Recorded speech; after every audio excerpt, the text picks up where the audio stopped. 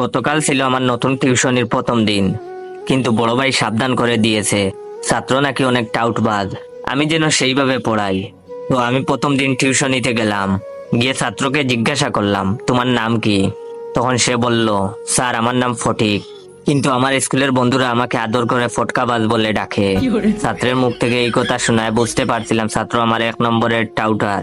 আমিও কম যায় না, আমি আমার ছাত্রকে বললাম, শোনো ফটিক, আমি খুব রাগী একটা মানুষ, তোমার মতো অনেক ফটকাবাজ ছেলেদের আমি পিটিয়ে মানুষ করেছি, তাই আমার সাথে কোনো চালাকি করবে না, প্রতিদিনের পড়া প্রতিদিনই শেষ করতে হবে। তখন ছাত্র আমার মুখের দিকে তাকিয়ে বলল, আমি কি আপনাকে স্যার বলে ডাকবো নাকি দুলাভাই বলে ডাকবো? তখন আমি বললাম, দুলাভাই বলে ডাকবে মানে? ফাজলামি করো, স্যার বলে ডাকবে। তখন সে বললো, আসলে 2 দিন পর তো আপনি আমার দুলাভাই হবেন, তাই আগে থেকে ডাকার অভ্যাস করে নিচ্ছি। তখন আমি বললাম, দুলাভাই হবো মানে? তখন সে বলল, স্যার আমার 3 বোন, 2 বোনের বিয়ে হয়ে গেছে, কিভাবে হয়েছে জানেন? তখন আমি বললাম, কিভাবে?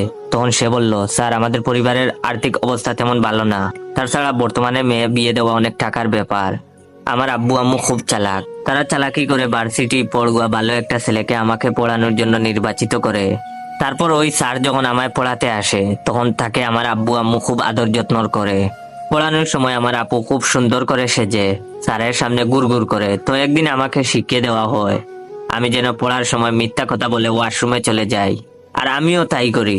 তখন আপু স্যারের রুমে এসে দরজা বন্ধ করে দেয়, আর একটু পরেই আম্মু আব্বু দরজা ধাক্কাধাক্কি করতে থাকে। তখন আপুটা কান্না ভেজা চোখে দরজা খুলে। তারপর আব্বু আম্মু জোর করে ওই স্যারের সাথে আপুকে বিয়ে করিয়ে দেয়। তখন স্যারের কিছুই করার থাকে না, কারণ আব্বু আম্মু স্যারকে খুব ভয় দেখায় আর বলে বিয়ে না করলে এলাকার লোকদের জানাবে। তখন স্যার নিরুপায় হয়ে কাঁদতে কাঁদতে আপুকে বিয়ে করে। এতে টাকাও খরচ হলো না, আর ভালো ছেলের সাথেও বিয়ে দেওয়া হলো। 2 জনের বিয়ে এভাবেই হয়েছে, আর 3 নম্বর বোনের বিয়ের জন্য আব্বু আম্মু আপনাকে নির্বাচিত করেছে। ছাত্রের মুখ থেকে এইসব কথা শোনার পর আমার অবস্থা খুব খারাপ হয়ে যায়। আমি উঠে দাঁড়ানোর শক্তি পর্যন্ত হারিয়ে ফেলি, হাত পা আমার থরথর করে কাঁপতে থাকে। তখন ছাত্র আমার কানের কাছে ফিস ফিস করে বলল, স্যার একটু পর আপু আসবে চা দেবার নাম করে আপনাকে দেখতে। আমি তখন কথা বলার শক্তি পর্যন্ত হারিয়ে ফেলেছি। ঠিক তখনই দেখলাম কালো একটা মেয়ে মুখে সাদা পাউডার মেখেছে, টুটে লাল লিপস্টিক, লাল টিপ, একদম অদ্ভুত খারাপ দেখতে, হাতে চায়ের কাপ নিয়ে আমার কাছে আসছে। ছাত্র তখন আমার আবার ফিস ফিস করে বলল, স্যার আমার আপু, তার সাথেই আপনাকে আব্বু আম্মু জোর করে বিয়ে দিবে।